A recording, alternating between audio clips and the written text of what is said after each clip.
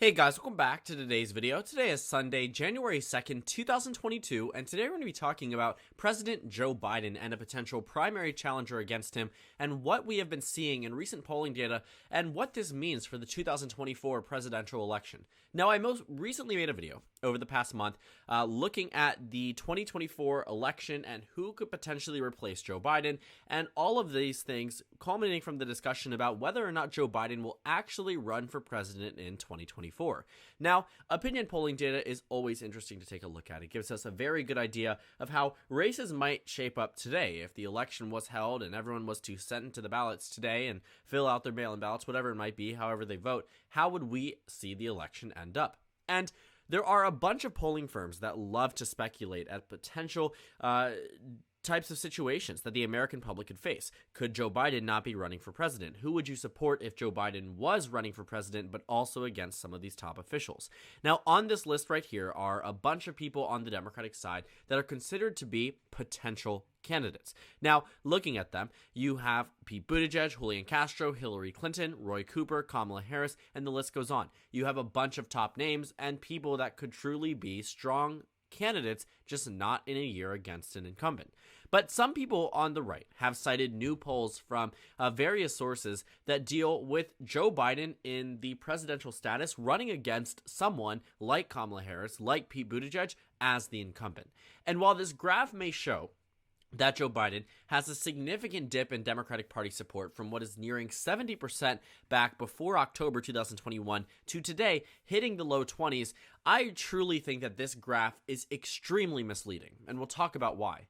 I think that Joe Biden doesn't exactly perform as poorly as people actually think when it comes down to his challenge against potentially an AOC challenger or Kamala Harris or Pete Buttigieg. At the end of the day, the factor of the incumbency is the most impactful and powerful thing that a president can have going into an election year or any type of presidential contender, including in the primary.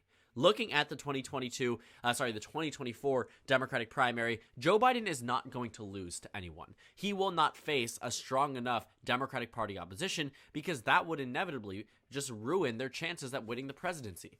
As much as there are members, I think, on the more left wing on the Democratic side that truly believe that someone like Alexandria Ocasio-Cortez could win in 2024, the unfortunate reality is, while she may be individually, potentially or potentially not, this is not a candidate power ranking, but in the case that she is a powerful candidate, again, not my opinion, just in the case that she is, we would see her potentially lose this election because of the fact that she primaried an incumbent. When you have an incumbent, you have a benefit of them being there. And when they run against a candidate and they potentially lose, it just shows and proves to everyone that your party either believes their own political party candidate that they elected before was incompetent and needs to be replaced, and that same type of thinking is just awful for the general election candidate chances. So when you have an incumbent president, you stick with them. When you are chosen as the primary winner in the first election and you win that election, you stay there. There are very few instances where ousting incumbents can mean you actually win the general election.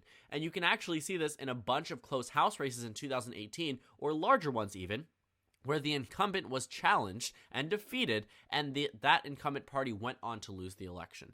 And looking at Alexandria Ocasio-Cortez, I point her out specifically because she actually challenged her incumbent representative as in a primary, and it was Representative Joe Crowley, and she defeated him. And it was a very momentous victory, but she didn't win because of the fact that it was, a swing district and she was defeating an incumbent, so people decided to flock to her side because of that. She won because it was a safe blue district. Not to discredit her victory or anything like that, it's just the primary was a much bigger challenge than the general election was.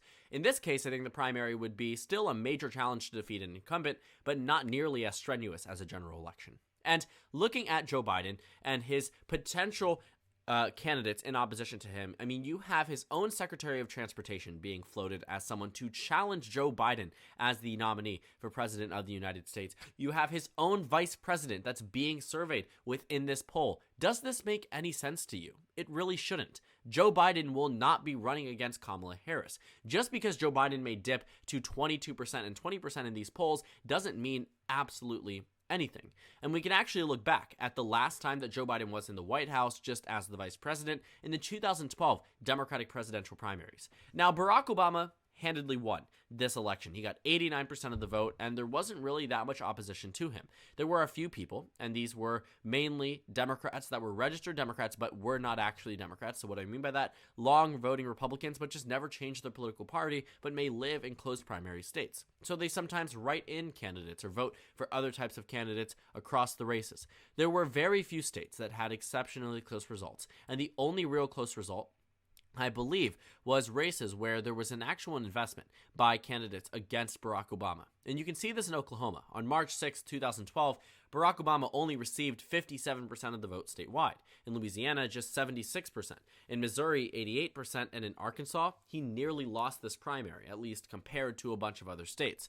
So seeing Barack Obama at this point in time, you might think, hold on a second, isn't this the incumbent potentially losing a state? Arkansas could have gone a certain way, and the answer is no. I mean, you see a victory here for John Wolfe Jr. nearly, which is something that was pretty important, but not important in the sense that it was a make or break for the Barack Obama campaign, but it was a showing that was probably one of the best that we typically see for challengers. But this is where the peak usually lies, and Barack Obama also faced similar polling back in 2012 that showed that there were candidates who could have ran against him and could have posed significant threats to a potential primary victory. But at the end of the day, everyone on the Democratic Party side and the Republican Party side knows that this is political suicide.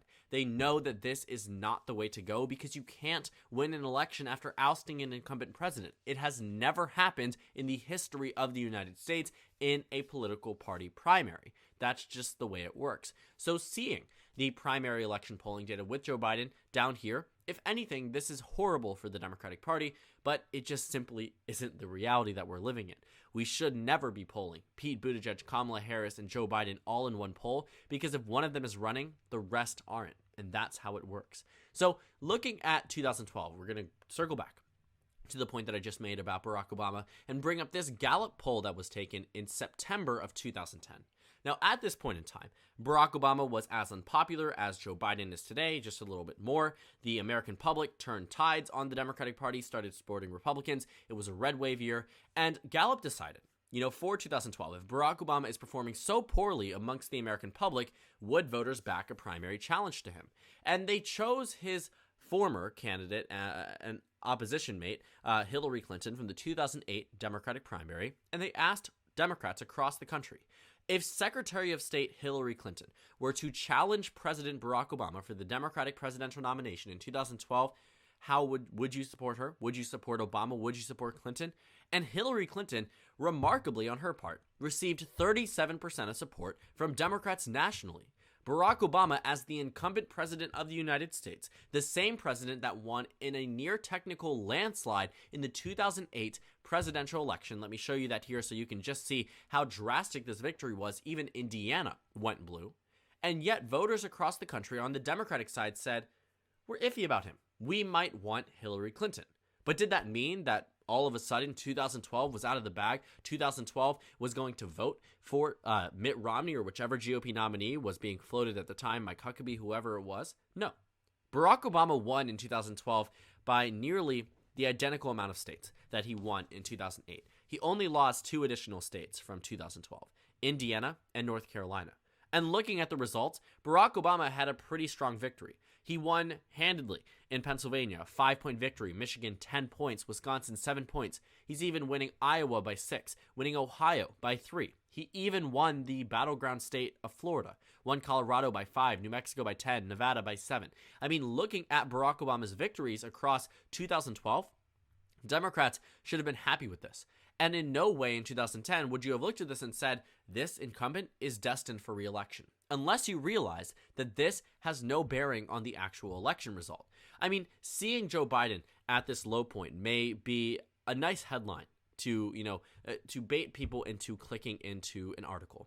If the New York Times was to release numbers and saying Joe Biden hits low 20s, and not to say that they would, but if they were to release an article and say Joe Biden receives low 20s in terms of support from national Democrats, people would be all over it. And many people have already looked at this and started to form their own analysis. After YouGov and Yahoo News released these polls, people took to websites like Twitter and other forms of social media and news sharing websites and said Joe Biden is even disliked by members of his own party. but I want you to be realistic about this. I want you to look at the way at these polls the way that I do, because they don't make any sense. It never makes sense to have an incumbent president running against their incumbent vice president, and it doesn't typically happen. I mean, I think the last time you would have to look at this was maybe in the 1800s. After that, at least for a major party nomination, you don't have the incumbents running against each other in a political party primary. And looking at some of the early polling data from when Donald Trump was president of the United States, they actually did polls in 2017 and 2018 where they gave voters an option for the Republican nomination in 2020 between Donald Trump and another GOP candidate. And you can see that in 2017, the same way we're looking at this now, and early 2019, 2018, the year after Donald Trump was inaugurated, that voters were still mildly split. The overwhelming amount wanted Donald Trump to be the nominee in 2020, but you saw consistent numbers here with 29% saying they wanted someone new, 27%, 36%, 34%. And of course, Donald Trump did go on to 2020 and lost the presidential election, but he didn't lose because there were people in his own party that potentially wanted to replace him. And these polls were not at all indicators that he was going to lose the general election. There is no connection between primary polls in the first year after the president is inaugurated that shows them at a low point and a general election loss. That simply isn't something that is there. It might be a coincidence, and sometimes it is entirely disproven, as you saw with Barack Obama in 2012. In 2020 even, Donald Trump nearly came within 50,000 votes. Actually did come, not nearly, came within 50,000 votes of winning the presidency. That doesn't sound like someone who was destined for failure since 2017. And while we may have been able to estimate or predict that he was going to lose in 2020, there were certain times in this race where I was wrong about saying that Joe Biden was going to win the race. When Donald Trump was soaring high in terms of approval, only disapproved of by 4 points nationwide, guarantee you he would have won the presidency that day. When Joe Biden and Donald Trump were facing off against each other in the early months of the coronavirus pandemic, March, April, and Donald Trump was approved of in terms of handling the coronavirus, he would have won any one of those days of the month. So knowing this and seeing the circumstances that the national environment puts us in, I think that sometimes you will see backlash from an internal party poll, but it doesn't mean anything. And even though there might be a captivating headline from these polls, it doesn't mean anything. And when you look at the polls without Joe Biden, there also is a clear frontrunner, and that is Kamala Harris as the vice president, which I also think is a testament to the amount of power that an incumbency advantage has. When Al Gore ran for president in 2000, he faced little to no primary opposition because he was treated and regarded as the incumbent president. Not because Bill Clinton was choosing to retire early or he was going to challenge Bill Clinton, but because he was the vice president at the time. And that's exactly what's happening here with Kamala Harris. The reason why in polls without Biden, and there's a bunch more candidates here because, again, much more realistic to treat it that way, but because Kamala Harris is the frontrunner, it tells you that incumbency factor matters beyond the presidential margin, matters beyond the presidential ticket. It matters beyond whoever is serving in that position. And I think that seeing it in full glory for Kamala Harris and Joe Biden is a big testament to the impact of it all. And I think that it is just completely wrong to assume that Joe Biden could actually lose the 2024 presidential primary. So if I want you to take anything away from this, and sorry, my screen recorder cut out, but I was straight to the point about this. If you want to take away anything from this, it is that there is not going to be a major primary challenge against Joe Biden. That simply isn't within the realm of possibility. Unless Democrats want to lose the 2024 presidential election, they will not nominate someone or at least prop somebody up against Joe Biden, and much less actually primary him. That is a way to instantly lose the presidential election. And some people might argue that I am over-exaggerating the impact of trying to primary someone as the incumbent, and maybe citing some few and far between governor elections or statewide elections or state district elections for representative in Congress, so House of Representatives elections. Yes, there are exceptions to every rule, but it has never happened on the presidential map, and it won't happen in the foreseeable future. Joe Biden is secure for 2024. And at the end of the day, just don't let these headlines mislead you about where the 2024 Democratic primary is actually going. I think that we should definitely treat a lot of what we see with caution and actually take a look at what the numbers are telling us, because sometimes they can be misleading. They may indicate that someone is in more trouble than they actually are, and at the end of the day, there are very clear examples in history of things like this happening and it having no actual impact on the general election. So thank you guys so much for watching this video. Make sure to comment down suggestions below, subscribe on the left if you haven't already, and check out the Instagram and Twitter. At the bottom left of the screen, there's also a Discord server for you to go ahead and join. On the screen, there's a video you can watch, and then a playlist for my 2024 election analysis videos. Again, thank you guys so much for watching, and I will see you all tomorrow.